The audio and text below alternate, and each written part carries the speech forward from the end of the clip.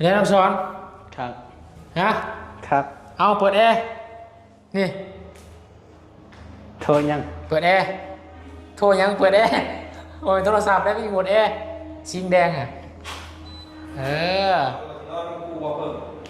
นอนบอนนี่ละจักคูไผ่คอยบูกิว่าให้เจ้าเลือกนี่ไงวาง3 คนเนี่ยจะนอนน้ำไผ่จักสินอนไม่อยากจนไม่เราคอคอย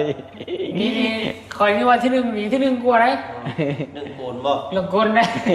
คอยนอนวันนี้ใครแน่นี่จะมานอนทางนี้จะนะไอ้เสียบแบดคอยย่านพีกันดอกมันบอกคือดอกโอ้ยคนบ่มีเอาคนมีว้าวนี่ก็ว่าหัวม้วนซื่อคอยไปเล่นกับไปเล่นม้วนซื่อบ่ได้คิดหยัง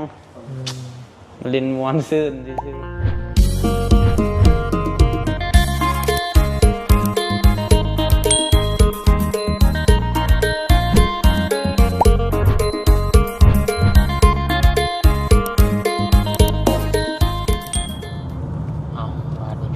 เปิดคลิปเปิดภาพออกมากะ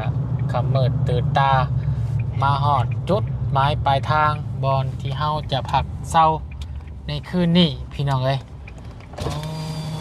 ใส่ดิไปทางใดล่ะพี่น้องเอ้ยทางหน้าเคาน์เตอร์เฮาสบายดี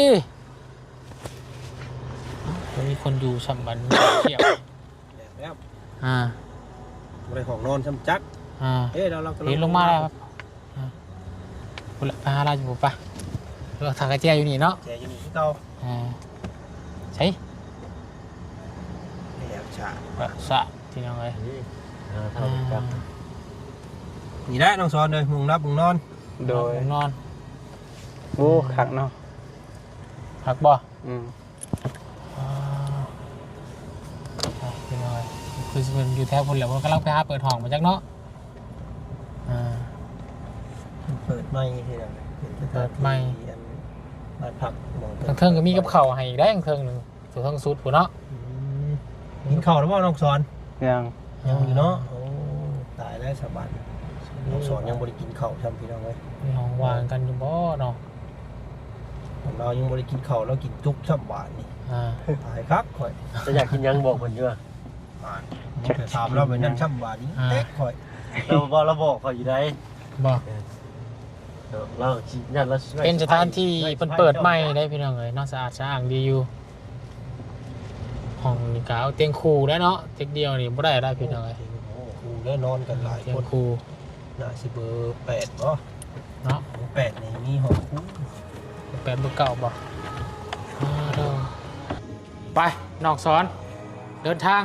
ห้องเบอร์8เอ้าห้องเบอร์8ห้องเบอร์8เรื่องเบอร์ฮะเบอร์8นี่เบอร์6นี่เบอร์7นี่เบอร์8เบอร์88เบอร์08เปิดเข้าไปเลยเปิดเป็นบ่ซองคักซองแก่ท่านเนาะฮึบใช่เปิดเป็นซ้ำบาทนี่เปิดเป็นซ้ำพี่น้องเอ้ยบาทนี่ดึงออกมาก่อนดึงเขาออกมานอกแล้วก็โยกเข่าได้ฮึบไปฮึบถอดเกลืออีกว่าไปเข้าไปเปิดไฟเปิดพื้นเปิดไฟฮึบใส่ละไฟอยู่ใส่ละบันฮึบปัดโชเรียนน้ำสอนครับฮะครับเอาเปิดแอร์นี่โทรยังเปิดแอร์โทรยังเปิดแอร์โอ้ยโทรศัพท์ได้ไม่หมดแอร์ชิงแดงอ่ะโอ้นอน4 คนสบายเลยนี่ลมต้นกันที่นี่แรงสบายดีปลาลุงก่อนน้องสอนโดยสบายดีปลาลุงโดยเอาสบายดีพี่น้องวัดสุขุมทุกคนจองแล้วพ่อตัวน่ะว่าน้องสอนโดยให้เจ้าเลือกจะนอนน้ำไผ่ระหว่าง3เคยฮะนอนบางคนผู้ใหญ่ยิงนอนในขวางนี่จับนอนขออุ่นแต่สินอนคู่ข่อยก็เดี๋ยวสินอนคู่บ่เพิ่มนอนบอนนี่ละจักคูไผ่คอยบูกิว่าให้เจ้าเลือกนี่ไงวาง3 คนเนี่ยจะนอนน้ำไผ่จักสินอนไผ่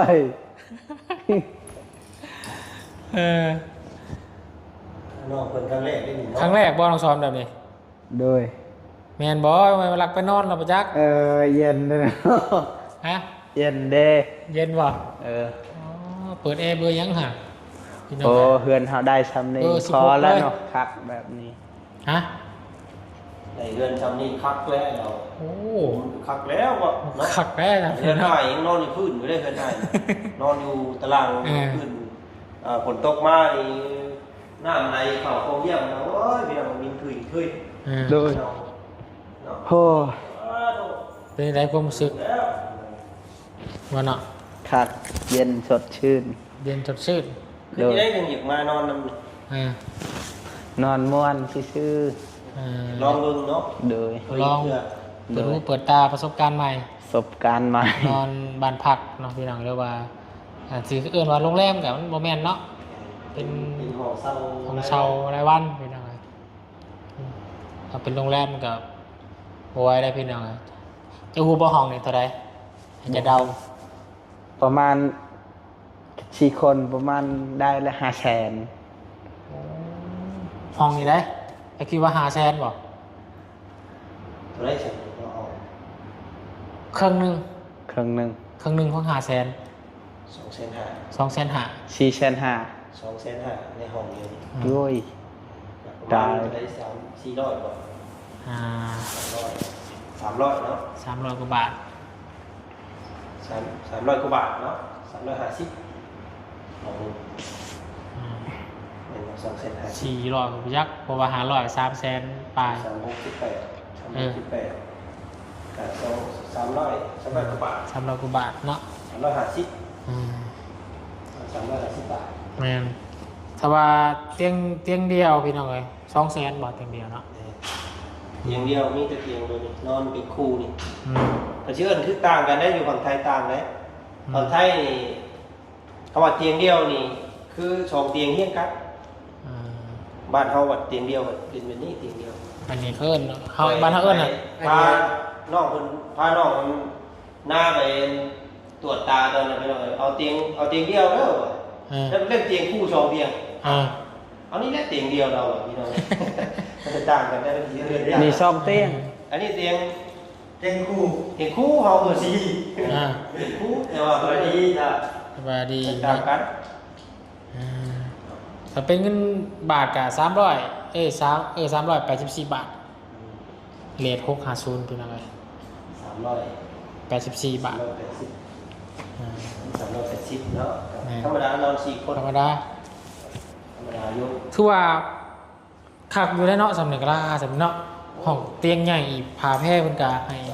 สี่ เป็นโรงแรมใหม่ มีน้ำมีหยังให้เบิดเลยพี่น้องเอ้ย นอนนี่ห้ามนอนเกิน4คน ผู้ดีเป๊ะเฮาก็เนาะ แถวนี้หาคนมานอนนี่มันเป็นคิดเพิ่มอีกปรับ นี่ อีก เป็นยังไง ปรับ 500,000กีบเกือบ โ 900 บาท ต้องสอนอยู่เป็นหาได้ไปหาเชฟผู้สาวมาเพิ่มได้บ่ไว้ได้ โอ้ยจากอุตสาวมาแต่ซะ เออ เนาะ โดย มันปรับได้ดีเลยหาเซนบ่ได้ ผู้ดีสีเป๊ะได้บาดนี้เนาะผู้ดีเพราะว่าเพิ่นก็ให้พาคาโนกุละอัน เสีย 4 อัน 4 คน อาบน้ำอาบแม่ก่อนบ่ายนี่ว่ากัน เออ ธรรมดาพี่น้องเลยนอน4คนเราหารกันคนละ50 โดย เด้อ โดย เจ้าผ้านี่ไว้ก็ได้นะคนละ50,000นี่ยังบ่พอได้คน50นี่คนละ60,000บุญเขาจะหาบ่เขาจะหา พูน10,000 1กีบ 65,000คนละ65,000 บ่ฮอด60ไป4คน500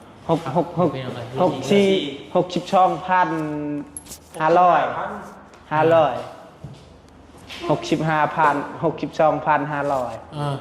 63 ประมาณนั้นเนาะโอ้พี่น้องเอ้ยเบิ่งข้อยก็จะไปอ่า โอ้ย ลองเบิ่งก่อนพี่น้องเอ้ยอืม ได้กดจองตรงนี้เลย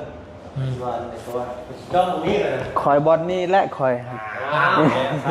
โอ้ยมันนอนไกลลาบ่นี่ เออ เจ้านอนแล้ว วิยากจนไม่เราคอคอย นี่คอยนี่ว่าที่หนึ่งนี่ที่หนึ่งกลัวอะไร หนึ่งโบนบ่ เรื่องคนนะ คอยนอนวันนี้ใครแน่ นี่จะมาลงทางนี้จะนะไอ้เสียบแบด คอยยานพี โอ้ อย่าทิ้งนอนกันจ้ะนี่ ปุ้นนอนขังกันเจ้า อย่าพี่นอนกัน แล้วเรายังอยากนอนทางกลางแล้วนอนนี้เรา อยากพี่ ญาติพี่ โอ้ย เพราะน้องซอนจะนอนก้นอยู่ป่ะ ก้นละ อ๋อป้า ผมมาเลย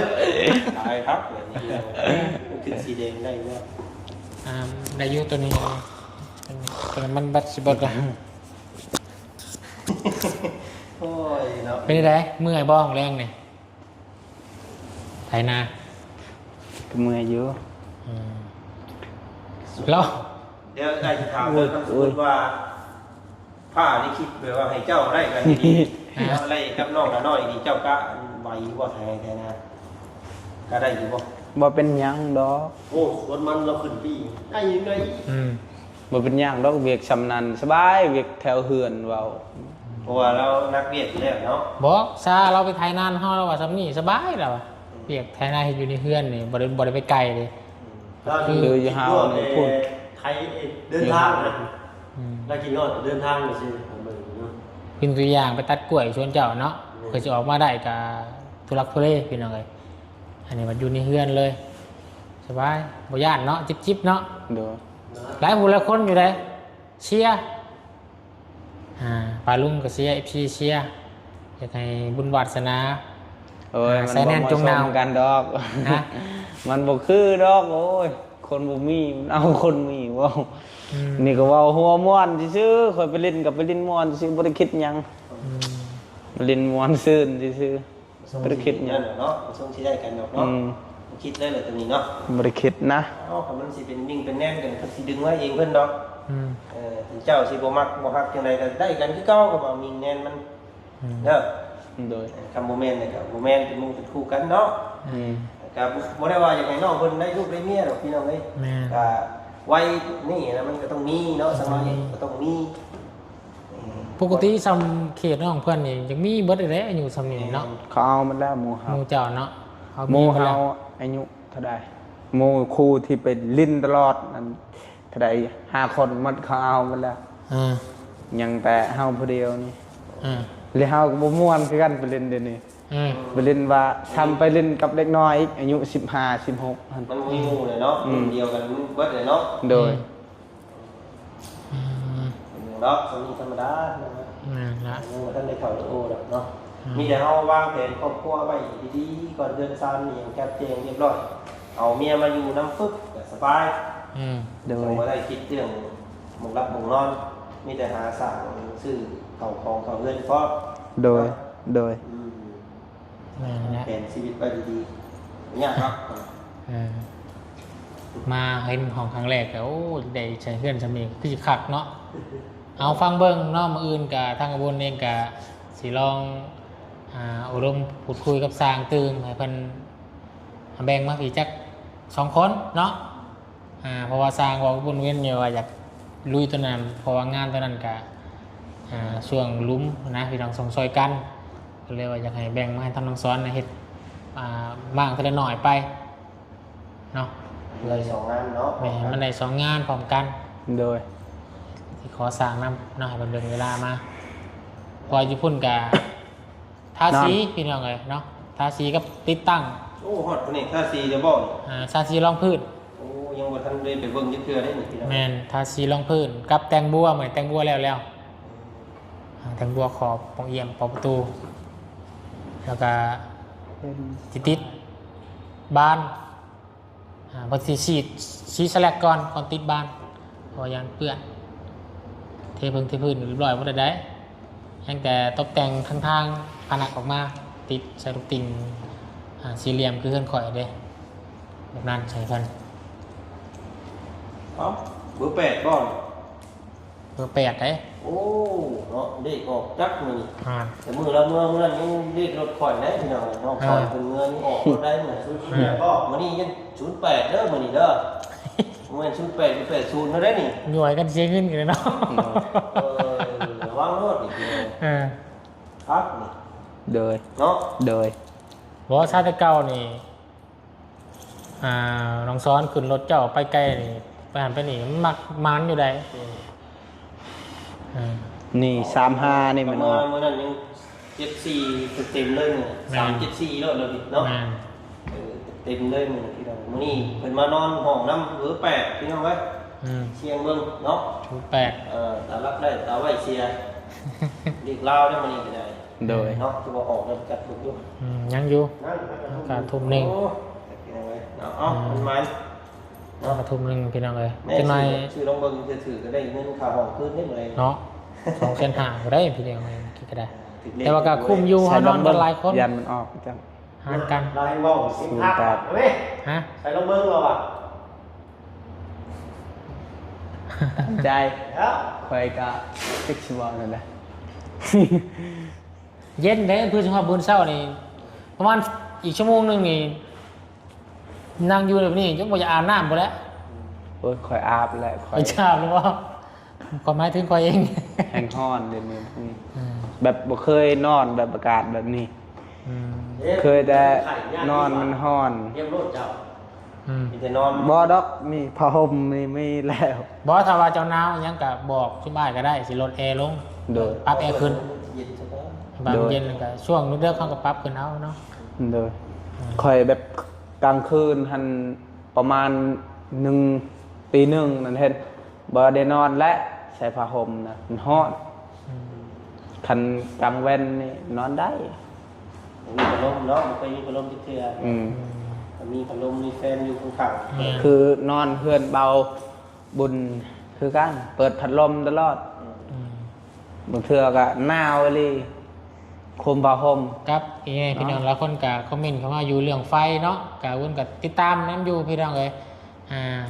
วุ่นกับส่งถามทางวอทแอป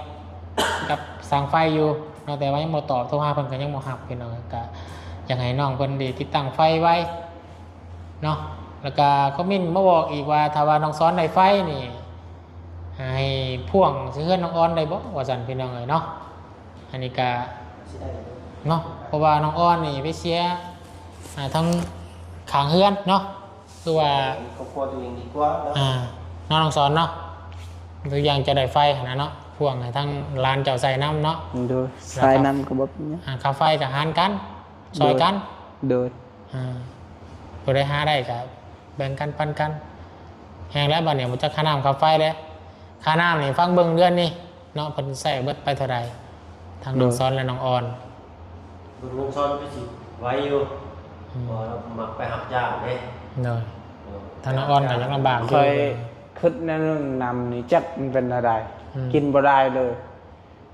มันคุ้นแน่ กินบ่ได้ มันคุ้นแน่มันออกแบบบ่คือแบบคือเขาเป็นกินนะฮะมันออกเป็นสีขาวนั่นคล้ายๆนี่มันคุ้นข้าวแบบนี้เนี่ยมันพวกแบบนี้ เป็นน้ำต้นสวัสดิ์คนเป็นน้ำอ่างใหญ่บางเทื่อ นี่ น้ พอเขาว่าไปตักน้ำกินอยู่พุ่นอีกนี่กินบ่ได้แล้วมีแต่ต้มกินเท่านั้น มันสิต้มเอา เห็นพอเขาต้มตลอดอยู่ใน ำมันคือน้ำประปาอยู่ฝั่งไทยเนี่ยไซส์อันนี้บางเทื่อเพิ่นก็ เทื่อมันคุ้นแน่ไล่แนวเลยก็เห็นมันแป้งออก มันจะเป็นอะไรบ่เป็นตากินเลยคันล้างถ้วยล้างจานอาบพอได้ใส่อยู่ แต่ว่าเรื่องอ่านเนี่ยสะอาดสะอาดดีเนาะ โดยสะ กั อา ดดีได้ข่อยยังบ่ได้เคยอาบน้ำประปาได้นอกจากมาออกมาเวียกจากอาบน้ำประปาได้ โดย ญี่ปุ่นข่อยอาบน้ำมาดานน้ำใดได้ โดยนี่เขาว่าน้ำนั่นสะอาดกิน ขึ้นมาจากพื้นดินนะบ่ สะอาดนะ อยากเมื่อกินอีกบ่ ต้มเอาเพราะน้ำมันขึ้นมาจะดูมันจะมีตะกอน น้ำนั่นนี่คือต้มรู้สึกแบบน้ำนี่มันอยู่น้ำห้วยน้ำยางนี่มันบ่แม่นน้ำข้าวต้มน้ำข้าวต้มครับสะอาดโดนเตอร์มีแห้งแตกแห้งขาด ซุมื้อนี้ให้พอไปตักน้ำอยู่พุ่นมากินอยู่ห้วยบ่ ตัดอยู่ถึงมือตัดถึงมือไม่ได้ดูกินน้ำนั่นมือมันขาวเด็กไม่กินน้ำนั่นนะครับอยู่ คือนี่ก็น้ำฝนแล้วเนาะเป็นตรงน้ำฝนอยู่พี่น้องเอ้ย โต เอาพี่น้องเอ้ยเนาะมื้อนี้ก็เป็นครั้งแรกในชีวิตของน้องสอนเนาะได้มานอนห้องดีๆเนาะหรือว่าห้องรู้ก็ว่าได้พี่น้องรู้สำหรับเฮาเนาะมันมีแอร์พี่น้องก็นอนสะดวกสบายแล้วก็สะอาดกว้างขวาง เนาะแล้วก็ได้มานอนนํกันครั้งแรกใน3กก3เคยเนาะในมื้อนี้ก็โอ้ยพี่น้องเอ้ยเอาเป็นปรากฏการณ์แรกแล้วก็รู้สึกของน้องความรู้สึกของน้องเพิ่นก็ดีใจหลายเนาะเอามีแต่เฮาบัดนี้ก็สิไปหาอาบน้ำอาบในแล้วหากินข้าวกินน้ำฮะ น้องสอนมันมีแล้วเป็นปรากฏการณ์ใหม่เฮามันสิ้นแล้วเสียงคนกัน แม่นปรากฏการณ์ของน้องสอนปรากฏการณ์ใหม่ของเฮาคือกันและนอนกับน้องสอนได้ว่ะ ผมว่าตื่นเช้าว่าโอ้ยมาลุงเอ้ยเมื่อคืนไม่เคยฟันมาได้นอนฟังแข่งเรือหางยาวและจับมาเล่นเสื้อคนเดียวเสือตัวนี้ใช้เสื้อคนเฮ้ยอึ่งน่ะกูอา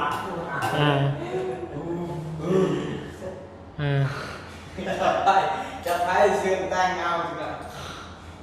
โอ้ยเขาบอกย่านนี่แน่เนาะยัดโกนอยู่ทุกคนบอกเขาไม่ได้โกนก็มีแต่น้ำลายตัวก็เขาจะย่อย เฮ็ดมอนเปื้อนเปิดปั๊บหรือหาเนาะ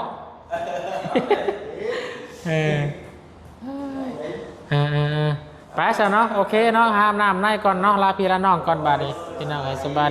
ดีเนาะอาบน้ำในไปหากินข้าวกินน้ำดูว่ามื้อนี้จะได้กินหยังพี่น้องเดี๋ยวลุ้นเบิ่งนำกันทางน้องสอนเพิ่นอาหารตามสั่งอยู่ตรงนี้กับข้าวกับน้ำได้ใส่ดีไว้พาน้องมานอนอยู่นี่ก็มันสะดวกสบายบ่ได้ออกไปหาซื้อข้าวไกลเลยมายกคนเดียวเลยงานละไปซะโอเคพี่น้องเบิ่งก็จะได้ขออนุญาตจบคลิปลาพี่ลาน้องเพียงสนิทก่อนเด้อพี่น้องเด้อพบกันในคลิปหน้าเนาะคลิปนี้พาน้องสอนมานอนนำกันเพิ่นว่าอยากขอนอนนำลองเบิ่งเนาะสิเป็นจังไดอยากมา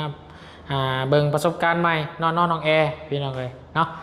คลิปนี้ลาก่อนพี่น้องหายาให้กินเนาะไปซะโอเคพี่น้องลาพี่ลาน้องเพียงสนิทก่อนขอบคุณคุณผู้กำกับใจ FC เบิดทุกท่านที่เข้าหาผสมเป็นกำลังใจกับทีมงานเนาะแล้วก็3 เคยเฮาโดยมาตลอดเนาะคลิปนี้ลาแล้วพี่น้องราตรีสวัสดิ์เบิดสุขสุขคนเด้อ